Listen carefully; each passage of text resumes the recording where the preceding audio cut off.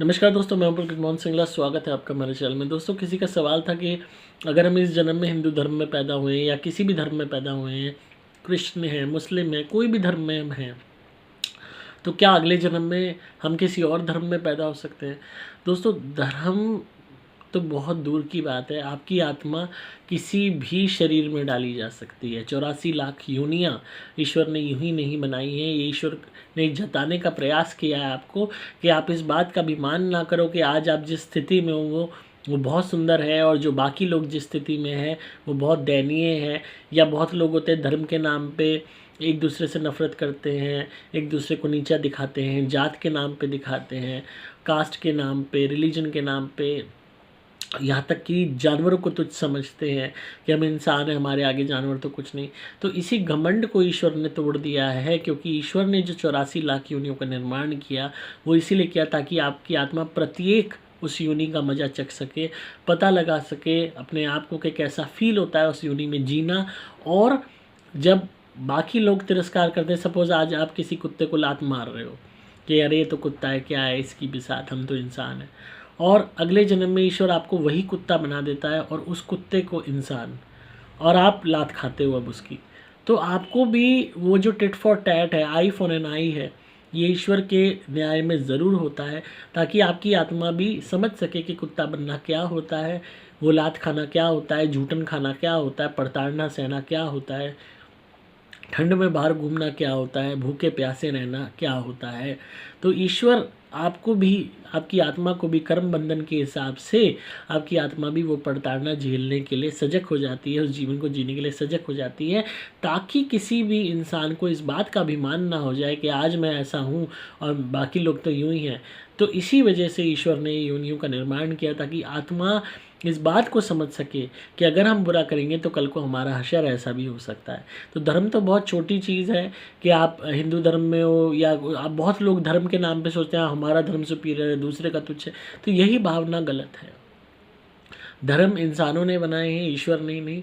ईश्वर के लिए आप सब सेम हो, सारे मनुष्य सेम हैं, चाहे हिंदू, मुस्लिम, सिख, ईसाई, बुद्धिस्ट, कोई भी हो, आप सब एक हो।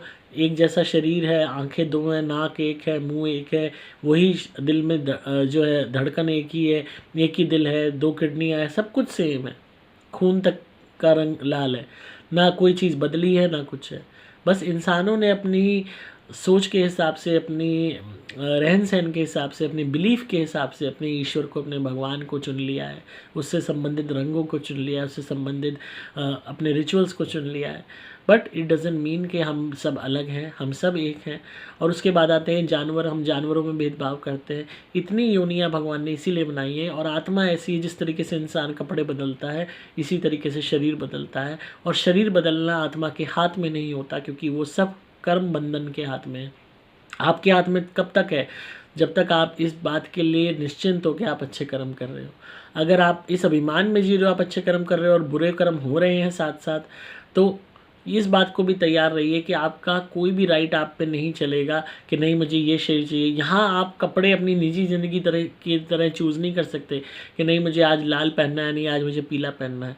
जैसे आप कर्म करोगे वैसे ही प्रारब्ध के हिसाब से आपको शरीर दिया जाएगा।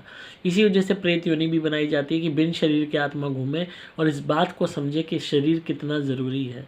और उसके बाद अगर सपोज़ आपको कुत्ते का शरीर मिला, बिल्ली का मिला, सूअर का मिला, चूहे का मिला, कर्म इतने महंगे हो गए, या रेंगने वाले सांप का मिला, स्नेल का मिला, कीट पतंगे का मिला, डेंगू मच्छर का मिला, क्या पता कौन से शरीर में आपकी आत्मा को फेंका जाएगा।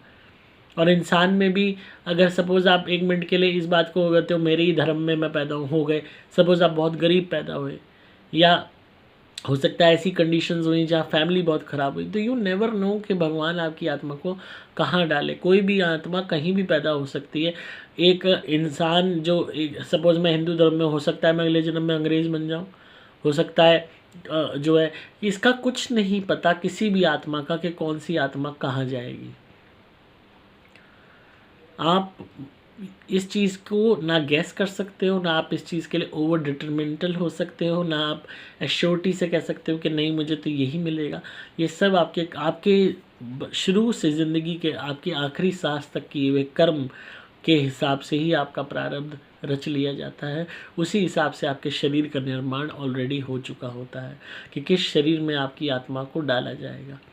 और तब आपके पास ये ऑप्शन ही नहीं होता, आपको ये पता ही नहीं होता। इट इज़ जस्ट लाइक जो है एक लिफ्टिंग ऑफ द वेल। एकदम से आपकी जहाँ आँख खुलेगी वही कंडीशंस, वही आपकी ज़िंदगी होगी, वही आपका शरीर, उसी से आपको प्यार हो जाएगा, वही ज़िंदगी आपको अच्छी लगेगी, क्योंकि स्मृति ही नहीं रहेगी कि आप पहले क्या थे। तो अगर और कॉन्शियस भी उसी हिसाब से हो जाएगी। सपोज़ आपको बिल्ली का शरीर मिला, इंसान के शरीर के बाद कर्म ऐसे थे कि बिल्ली के शरीर आप डिज़र्व करते हो, तो आँख खुलेगी म्याऊं म्याऊं करते हुए, यही नहीं ध्यान होगा कि आप पहले इंसान थे। वही बिल्ली जो सामने बैठी होगी आपकी माँ होगी, जिसके आप दूध पियोगे, उसी तरीके की आपकी कॉन्शियस होगी। तो कूदना, बांधना, भागना, छुपना, वैसे ही आपका वो हो जाएगा रूपरेखा। तो इसीलिए हमेशा कहा जाता है किसी भी स्थिति का अभिमान ना कीजिए कि मैं आज ऐसा हूँ, मैं अमीर हूँ तो बहुत बड़ी बात है, मैं ये हूँ तो बहुत बड़ी बात है, सामने वाले नीचे हैं, सामने वाले छोटे हैं, अरे ये तो जानवर है। किसी भी जीव को प्रताड़ना मत दीजिए, किसी भी इंसान को प्रताड़ना मत दीजिए। आपको नहीं पता कब आपकी आत्मा को भी वही प्रताड़ना सहनी पड़ जाए और वही शरीर, वही परिस्थितियों का सामना करना पड़ जाए। तो आई होप आपको आज की वीडियो पसंद आई होगी और जिनका भी सवाल था उन्हें जवाब मिल गया होगा। हमेशा दोस्तों विनम्र होकर चलो और ईश्वर का शुक्रिया अदा करो कि जिस भी शरीर या जिस भी जीवन में आपको उन्होंने डाला है वो बहुत अच्छा है। और निरंतर प्रयास करो कि आपको अपना जीवन भी और दूसरों का जीवन भी बेहतर बनाना है। जानवरों पे दया दिखाओ, उनका मांस मत खाओ, और जितना ज़्यादा जानवरों की मदद करोगे उतना हद तक आप यूँ कह लीजिए बढ़ते जाओगे। ईश्वर की नज़र में आपका कद बढ़ता जाएगा। जानवरों का इलाज कराओ, उनको भोजन दो, गरीब लोगों का इलाज कराओ, उनकी मदद करो। जीवन के ये 2 लक्ष्य कभी मत भूलना अगर आपकी अपनी आत्मा के लिए एक बेहतर कल चाहते हो, एक बेहतर जीवन चाहते हो। तो इसी तरह सुनते रहिए, प्यार देते रहिए। अगर आप किसी भी नेगेटिविटी या भूत प्रेत ब्यादा या काले जादू से परेशान हैं, काम नहीं बनते हैं, घर में शादी नहीं हो रही, क्लेश रहता है, बहुत झगड़ा होता है, घर में कोई बच्चा है बहुत ज़्यादा चिल्लाता है, एंग्री यंग मैन बना हुआ है, या घर का के कमाने वाले बहुत ज़्यादा गुस्सा करते हैं, उस वजह से कलेश होता है, तो आप मेरी धुनी ज़रूर मंगाइए। सुपर प्लैटिनम या सुपर स्पेशल एक्स्ट्रा घर में जलाइए। नेगेटिविटी दूर होगी, काला जादू कटेगा, प्रेत रोग ठीक होगा, बड़ी से बड़ी आपदाएं दूर होने लगेंगी, काम भी बनने लगेंगे। और जिसको गुस्सा आता है उसे मेरे अभिमंत्रित ब्रेसलेट बनाइए, उनका गुस्सा शांत होने लगेगा। और नेगेटिविटी से बचने के लिए मेरा अभिमंत्रित कवच या लॉकेट भी मंगवा सकते हैं। ये कभी ख़राब नहीं होता, ये ज़िंदगी भर आपकी रक्षा करता चला जाएगा। आपको सिंपली मोबाइल नंबर 8130331007 पे व्हाट्सएप मैसेज या कॉल करना होगा। डिस्क्रिप्शन में आपको डिटेल्स मिल जाएंगी। मैं हूँ आपका दोस्त पुलकित मोहन सिंगला।